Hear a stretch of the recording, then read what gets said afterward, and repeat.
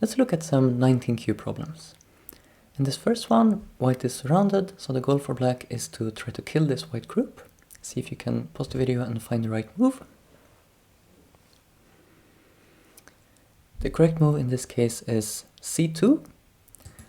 And after this move, if white captures the stone, we can capture this whole white chain by playing here. And it would not have made a difference if white captures on A1 instead. We would then be able to capture these 3 stones. So this is actually a double snapback. Both these 2 white stones and these 7 white stones are dead in snapback. One way to come up with the solution is to think if it were white to play, where would white like to play? And we can see if we play anywhere other than C2, then white can play there to make 2 eyes. Even if we play here, and we can't play A1 because that's suicide. Okay, in this position we have a few different black groups. We see that these 2 black stones are almost surrounded, so see if you can find a way to save these 2 black stones. And those stones have 2 liberties left, D4 and E5. We could try running in both directions. If we try running in this direction, E5, white can play D4, we will extend, then white plays F4, we can extend again, but we will get captured. So we are sort of running into a wall here. But if we instead run here, then we're connecting out to our stones here. Because after we play D4, white cannot cut at D3.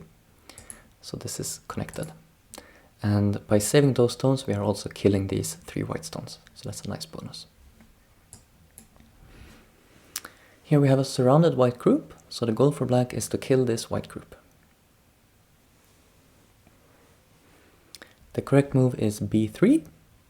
And this stone is not directly connected back to the other black stones, but white cannot cut it at C3 because this white chain here is short on liberties. So white instead plays below. But then the whole group is reduced to 1 eye, so we will be able to capture it in the future, like this. And if white had tried this cut instead, then we would just capture all the stones. If we had played this move, then white would be allowed to make 2 eyes, and now the group would be alive. We have another surrounded white group. Can you find the move to reduce white to just 1 eye? We can see that white has 1 secure eye on A1 and a potential eye around C2. And to falsify this eye, we see that black already occupies one of the points around it. So if black can also occupy the D1 point, then we could turn C2 into a false eye. It looks a bit dangerous to play D1. It looks like this stone might be cut off, but actually, thanks to these stones being short on liberties, white is not able to immediately cut on E1. So this is safe. White just connects, we connect back, and now white is dead. If white had tried to cut us off, we would be able to capture. And if white had played this Atari, we just connect back, and we see that C2 is a false eye. Right, now we have a black group here that is close to dying, and a white group that maybe is also close to dying. So we need to think about, can we save the black group? Can we kill the white group? See if we can find the best move for black here. We could connect back with B1, and this would save the black group, but then white would also save their group by playing E4. So we can do even better by cutting at E4.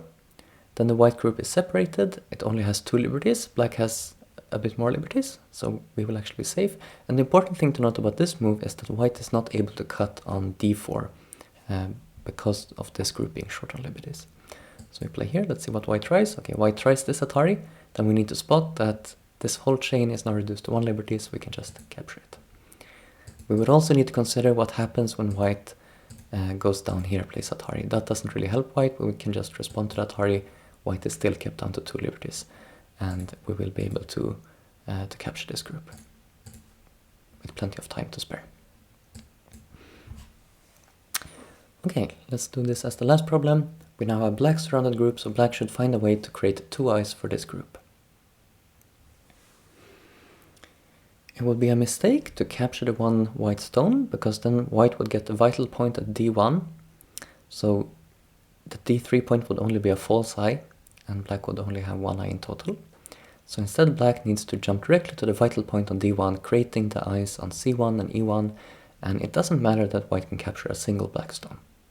So we create 2 eyes, and even white capturing here, we don't even need to respond to it. White still cannot play d2. So in the future, if white plays d4, then we need to respond to keep the eyes real and keep the group alive. But if we had played this one, white would come in, and now d3 is a false eye, this is only 1 eye, so now the black group is dead. That's it for this video. Thanks for watching, and see you in the next one.